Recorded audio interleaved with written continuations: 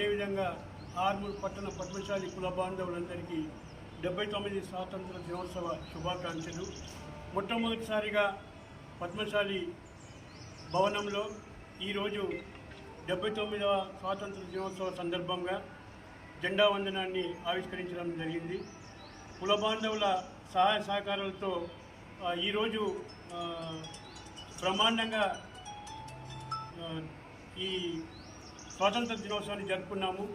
అదేవిధంగా 1947 ఆగస్టు 15వ తారీఖున బ్రిటిష్ పరిపాలన నుంచి మన భారతదేశ పౌరులు స్వాతంత్రం కోసం పోరాడి బ్రిటిషర్లని తరిమి కొట్టి ఆ రోజు స్వాతంత్రం లభించడం జరిగింది. 79 సంవత్సరాలు నిరంకుశ పరిపాలన నుండి విముక్తి చెంది స్వేచ్ఛాయులని మనం తీసుకోవడం జరిగింది. దీనికి ఎందరో నాయకులు పాటుపడ్డప్పటికీ మన కులబాంధవులైనటువంటి మన పద్మశాలి జాతిపిత గౌరవనీయులు కొండ లక్ష్మణ్ బాపూజీ గారిని గుర్తు చేసుకోవాల్సిన అవసరం ఎంతైనా ఉంది.